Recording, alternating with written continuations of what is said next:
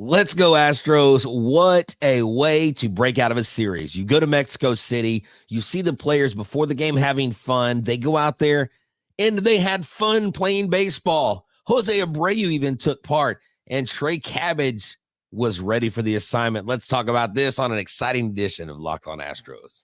Jainer Diaz, this is Locked On Astros. Hello and welcome to Locked On Astros, your daily Astros podcast. Here are your hosts, Eric the Man Huysman and Brett Htown Wheelhouse Chancey. We are Locked On Houston Astros, and we hope that you join us for a daily Locked On Astros podcast. My name is Eric Huysman. You can find me on X at Eric Talkstros. Find the show at Locked On Astros, your team every day. Go and make us your first listen on Apple, Odyssey, Spotify, wherever you listen to your podcast. Go and check us out. Go and give us a big fat thumbs up, and go and subscribe to us as we're trying to get to 20,000 subscribers. So, Brett, I am speechless. This game up 7,000 feet up in the air was an awesome game to watch. Mexico City, what a great city for baseball. Where can they find you at? They can find me at Htown Wheelhouse on X, Instagram, and TikTok. They can find me at Back to the Bullpen on X and Instagram. They can find me at Stros411 on Facebook and X, where I'm always positive, always Stros. And yes, Eric, I mean, look, it is just one game, but I'm going to sit here and tell you that this is the highest baseball stadium in the world, because in the United States, the highest baseball stadium is not Coors Field. It's actually where the Colorado Springs Sky Sox play at 6,531 feet, which is 1,000 feet higher than Coors Field at 5,200 feet. And this stadium is at 7,350 feet. And Minute Maid Park is a measly 30 feet above sea level. Can we get the stadium raised about 5,000 feet? It might be quite a trek to the stadium, but wouldn't that be fun? They need some type of escalator or something to get up there, because I'm not climbing those stairs. We have airplanes. Yes. So this was a much needed game. There's a lot of things that happened good in this game. Trey Cabbage, he made his Astros debut, and he got a big double in his first at bat. You had Ronel Blanco continue his dominance. He wasn't dominating, but he pitched well enough to get the victory. And then you had Jose Abreu finally come through with not just one hit with runners in scoring position, but two. So there's a lot of good things that happened in this game, and it looked like the Astros were having fun again. And they're Alvarez, oh my gosh, both 461 feet, both those home runs, and Tucker's home run. It probably should not have been a home run, but because of the altitude, that pop-up became a home run just because the way everything was. But what a game, what a way to win. The Astros needed this victory big time. Right. You know, Eric, and it wasn't just the guys that you expect to get hits. It was the guys that have been scrapping and struggling. Look, I'm really glad that Mauricio Dubon had been in scoring position, because he likes to hit with men in scoring position. Heck, Diaz hit his first career triple. And, you know, I don't know if you realize, but, this is artificial turf, and that ball acts like it's on ice, like a puck on ice, when that ball is screaming. And you're right about the home runs. They were laser shots. They were like 20-something degree launch angle. But I look through the roster and I still see an 0-for-5 Bregman, 0-for-3 Altuve. And despite that, you had Alvarez with 3 hits. You had Diaz with 3 hits. You had Dubon, who came in and pinch hit. He was 2-for-3. Abreu was 2-for-5 with, not 1 RBI, but 2 RBIs and a run. I mean, look, this is what you need. Now, Abreu is batting 104. Now, I don't know if you know this, but one of his hits earlier in the season was changed from an error or fielder's choice to a hit. And randomly in the game, his average jumped. So because of that hit and because of these 2 hits, he now is batting 104. He's no longer batting below his jersey number. And folks, that is called baby steps. And that's how you eat an elephant, one bite at a time. Yes, Altuve did reach base 2 times with walks. So did. he was Correct. part of the offense. He didn't score, but the Astros didn't really need him to. They scored 12 runs. It was mostly the back part of the lineup that got the job done. Alvarez, of course, had the 3 RBIs. Then you had Tucker with 1 RBI, but Dubon, the 2 RBIs. But there's like the hits were just spread out throughout the lineup, and it was a good balanced attack. And I've been talking about, well, you need to change something. You need to do something. Is that moving Alvarez out of the number 2 spot? And since they've done that, the Astros have looked like a much better team. This is not Alvarez's because he's batting second. It's not on him.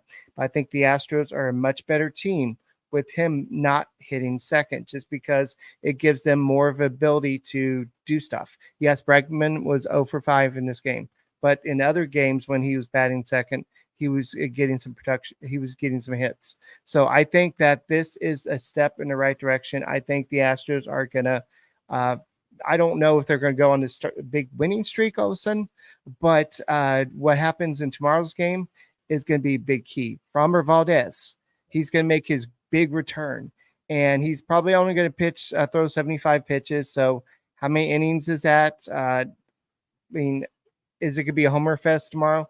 We don't know. So hopefully Framber Valdez has his A game going tomorrow, but the Astros didn't have to use any of their key relievers in this game. And I know that Joe Espada was thinking about bringing Josh Hader into this game, even though it was a blowout, just because he hasn't been used since the 17th. But still, you don't bring in a closer in a blowout game like this. No. Look, I absolutely love that we saw Blanco go 5 2/3 innings, 2 earned runs. And that was it. 8 strikeouts. I mean, this guy was dealing. He did give up the 1 home run early. You're like, is it going to be another one of those games? Martinez came out and got the strikeout with bases loaded. That was huge. Brian Abreu, Eric, 3 strikeouts for Brian Abreu. His last pitch, 98 miles an hour.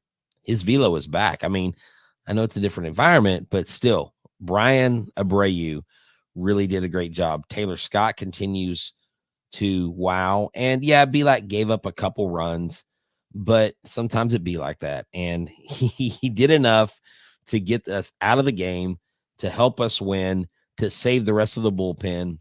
So you'll probably see Presley and Hader tomorrow if they're needed. Look, 12-4, I like it, but I want a 28-4 tomorrow. Astros. I want a bludgeoning. I want an absolute bloodbath on the scoreboard tomorrow. I want the Astros to break records and keep having fun, because when we come back, Eric, you get a day off. You've got the first place AL Central Cleveland Guardians. Right. They're playing some darn good baseball. They're plus 45 right now in run differential. And so you've got a formidable opponent, but I think you bring momentum back. And I've always said momentum doesn't go from series to series, but that feeling, if you can get both of these games, that feeling coming home, you're like, man, I got to relax. So Jose Urquidy, I got to hang out with the president of Mexico. You know, the players, I got to hang out with the fans and meet the fans from Mexico. And Jose Altuve said he always loves coming here. And can we give the Mexico City fans their flowers and tell them, for the first time in 4 years, Jose Altuve is wearing a gray away jersey and he got claps and cheers. Oh, I didn't think about that. Yeah. Think about that. When is the last time you heard Jose Altuve ever get a cheer from a visiting crowd? And Blummer talked about it, and he said, it is so nice to hear this guy be appreciated on the road, because we know how much the city loves him. And that right there, those kinds of things were infectious. I'm super pumped. Alvarez a home runs. I love the back-to-back. If we can get Alvarez and we can get Tucker going, things will happen, I think, for Bregman eventually. I think things will happen. I think there has to be less pressure on Bregman. I think once you get the rest of this lineup really fired up, maybe Bregman follows suit, because he does need to get going, dude, because he is right at 204. Right. So in a second, we'll have to talk about Cabbage, what he did in this game, and what his role is on this team moving forward. Hello, this episode is brought to you by ebaymotors.com. Go to eBay Motors today, where millions of parts for your MVP are there. Win every time with parts that fit your ride. Passion, drive, and patience. The formula for winning championships is also what keeps your ride or die alive. eBay Motors has everything you need to maintain your vehicle and level it up to peak performance. Superchargers, roof racks, exhaust kits, LED headlights, and more. Whether you're into speed, power, or style, eBay Motors has you covered. With over 122 million parts for your number one ride or die, you'll always find exactly what you're looking for. And with eBay Guaranteed Fit, your part is guaranteed to fit your ride every time or your money back. Because with eBay Motors, you are burning rubber, not cash, with all the parts you need at the prices you want. It's easy to make your car the MVP and bring home huge wins. Keep your ride or die alive at ebaymotors.com. Eligible items only. Exclusions apply. eBay Guaranteed Fit. Only available to U.S. customers. This episode is brought to you by Monopoly Go. That's right. Go today to the App Store or Google Play to get it free. Monopoly Go is all the rage this year in the United States with all the apps out there. I mean, you don't know which game to choose. Well, I make the choice easier for you. I'm tracking the leaderboards. This huge announcement comes to you. Why? Because I absolutely love Monopoly Go. It has been downloaded over 150 million times. It's a great mobile twist on the classic game Monopoly that you probably play with your family. The problem is you only had one board at a time. This time you have access to hundreds of boards, from Vegas to Camelot to the moon, baby, and while raking in a huge fortune. Charge rent on iconic properties, just like classic Monopoly. You can also charge your friends on their iconic properties and pull a bank heist and basically take wrecking balls to their landmarks. The favorite part is the leaderboards. Go to Monopoly Go right now. Become a tycoon. Download the app. It's free on the App Store and Google Play Store. Do it now. Hey guys, thank you for making Locked On Astros podcast your first listen every day. Whether it's on YouTube, go and subscribe to us. Go and make us your first listen on Apple, Odyssey, Spotify. Wherever you listen to your podcast, go and check out the Locked On Astros podcast. We are here for you every day. We want to do a special show for you today because the Astros won. This is something that we have not been able to do a lot this year. So, but Trey Cabbage is somebody that the Astros went out and got this offseason. This is kind of a possible hidden gem that he had a great year last year, a lot of power, a lot of speed. He does strike out a little bit, but if he clicks with the Astros, this could be a kind of a sneaky deal for Dana Brown. So far, he's had a pretty good season with the Space Cowboys, 3 home runs, 7 stolen bases, batting .271. But you saw his impact right away. Yeah. He got that hit with runners in scoring position, something the Astros struggled with. And then Diaz got another hit right behind him, a double as well. And so it was good to get the offense going right away in this game. Yeah, so this is a guy too, Eric, that actually was 30-30 last year in AAA for the Angels. And whenever we immediately got him, I had a couple different Los Angeles Angels podcasters that I reached out to, our own Locked On Angels, the brothers over there. And then there's like 2 other Angels podcasters that I speak with. And they all said, look, Trey Cabbage obviously has been here for a little bit longer than we wanted to, but if he ever figures it out, he can absolutely mash. I'm telling you, I got to meet him last time I was at Constellation Field, talked to him for a few minutes. This dude is absolutely yoked, Eric. He looks like a 1990s fullback from the NFL. He's a hoss, great guy, super nice guy. And I'm really hoping that, he works out, because if you get him, it's low risk, high reward. And he may be someone that slots in there. And when he slots in there, he contributes. And even if it's 1 double and 1 RBI, that's 1 double and 1 RBI you haven't had out of other players. Right. So my question is, he's only here as the 27th player for the Mexico City series. So does he go back to Houston with the Astros? Because you have 2 options. John Singleton, he's been okay for the Astros, but I don't think he's the everyday answer for the Astros. Jose Abreu looks like he's shown some signs. Then you have Gray Kessinger, who's kind of the backup infielder. He hasn't really played that much. He's played third base every once in a while when Bregman was hurt. But other than that, Mauricio Dubon could do that. And you really need to get Mauricio Dubon in the lineup more often because he's leading with runners in scoring position. He's got one of the best batting average in baseball. So you need him playing. So let me ask you this, Eric, because sometimes I ask these questions because I know not everybody knows or understands the whole process. Right. For Cabbage to stay, would sending down Gray Kessinger be enough, or does someone have to be removed from the roster for him to be for him to stay going down?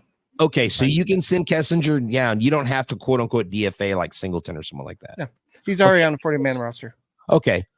So that's the thing. A lot of people, because I know, and look, we've got a lot of smart people that listen to our show, but we also have a lot of people that don't know all the details. And so that's why I'll ask those probing questions, because it's kind of like I tell my kids in class, look, you may ask a question that 5 other people want to know the answer to. And so I just wanted to clear that up. But look, Trey Cabbage, I mean, to me, he's a first baseman. He played left field. He's a left-handed bat. And Eric, I mean, this guy, I mean, he's still only 26. I mean, he was a 7th round pick in 2015 to the Minnesota Twins. I'm sorry, 4th round pick, to the Twins in 2015. And like I said, 30-30 last year. Hey, 2 at bats. He's got a 1,500 OPS. Sign me up. No, I'm joking. Right. So Ronel Blanco is 3-0 on the season with 1.65 ERA. I don't think anybody figured that would happen. The Astros scored 12 runs today after scoring 22 runs in their previous 9 games. So they really brought out the bats today. So I just think that overall, I think that baby steps, you got to look at one series at a time, one game at a time, and you just got to get the job done. And I think Joe Espada making that move of moving Alvarez out of the 2-hole, I think will help. I think the rotation getting healthy, Christian Javier, hopefully he's the next guy to come back. But once you get all the starters back, once you get the rhythm going where you have the starters going 6-7 innings, and you don't have to rely so heavily on the bullpen, then you start finding the guys that like if Dubin is going to be, he looks like he's a guy the Astros can trust. I don't know about Seth Martinez. Seth Martinez has been good, but in extra innings, he's not that shutdown guy. So we're looking for somebody that could come in and be that shutdown guy. So once everybody's healthy, this team could develop into a team that could win some games. Am I going to say they're going to be like the 1914 Braves or whatever that the Miracle Braves that came back from starting off on a losing streak and go to the playoffs? I don't know. But wouldn't it be a cool story if they put it all together? Also, I mean, the first time in Major League history, the Astros went to 7 straight ALCS. No other team has done that. So we've got the history. We've got the pedigree. We know what it is to win.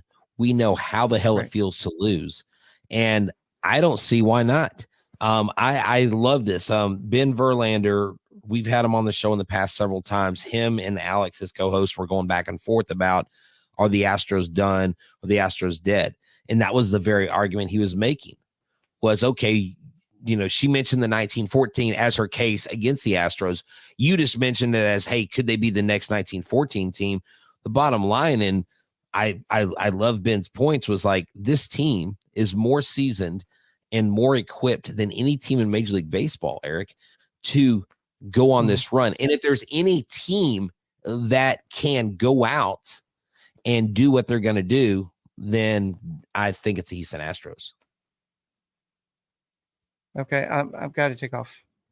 All right, guys. All right, so I'm going to go ahead and take over solo show. Eric is whoa, Eric, what are you doing? Eric, stop pressing buttons.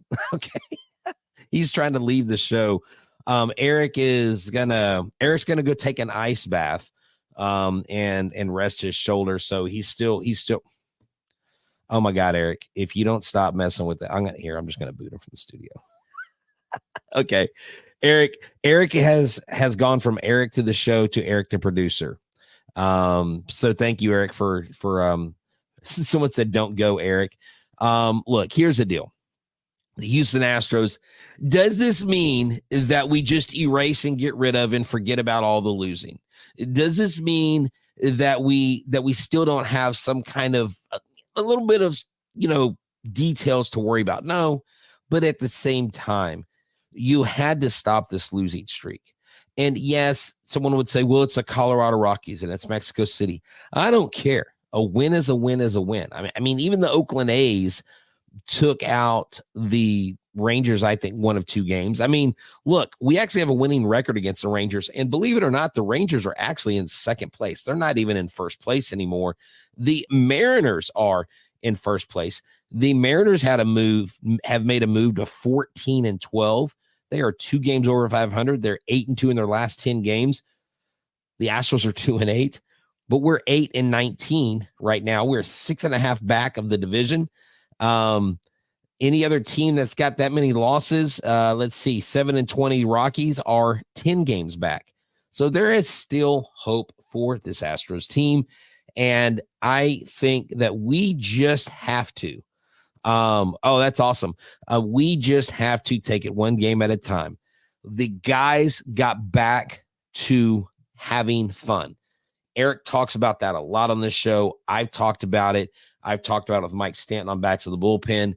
When you are pressing, when you are not having fun, baseball can be the most brutal and abusive sport mentally than any field of competition, because you can actually be having the best year of your career and be one of the worst hitters on the planet, or you can be one of the best hitters on the planet and having the worst years of your career.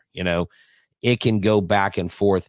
And look, hey, we need a winning streak. We just won one game. We have a winning streak of one game. Do y'all remember the major leagues? Do you remember the movie with with Wild Thing and all those characters? When they were the Cleveland Indians back in the day, and they got that one win, and he said, we officially have a winning streak. We officially have a winning streak. And yeah, Alex from Flipping Bats, she's from LA, so she's going to be anti-Astro, but I've actually met Alex, and I'm going off comments here if y'all are listening. She said Alex on Flipping Bats, she will say flat out that she doesn't like the Astros. That's okay. She's an LA, Anaheim born and raised girl. I've actually met Alex and Ben on, several occasions at the stadium. I consider them, I guess, acquaintances, not really friends, but they really, that's okay. She gives fair commentary, whenever. And I know Ben gets a lot of crap because he's Justin Verlander's brother, whatever. But my thing is, I need something to happen tomorrow before I let y'all go. Tomorrow we have Framber Valdez. He needs to go out and absolutely shove. I think it would be good for his confidence. I mean, he's 0-0 with a 2.19 ERA. It's not like he's getting his what handed to him. But tomorrow we have some Astros that have success against Gomber tomorrow. We have Abreu in 3 at-bats is hitting .667, meaning he's 2 for 3. Dubon is .429. McCormick is .333. Myers is .667. So you may see Myers in there because he's got a 1.667 OPS and 3 at-bats against Gomber. So you may see him in the mix tomorrow. But guys, this has been a great show. I thank y'all for tuning in to a special winning edition of Locked on Astros. It seems like we haven't been here in a long, long time. But that's all for me tonight. I'm going to go ahead and exit. I appreciate y'all. I love y'all. Y'all the best audience. Hit those like buttons. Subscribe to us. Make sure you check us out. Subscribe to our YouTube channel. Whatever you got to do to support us and let everybody know where you find your number one Daily Astros podcast. We're Locked on Astros, and I'm out. Let's go get a win streak. Bona fide win streak.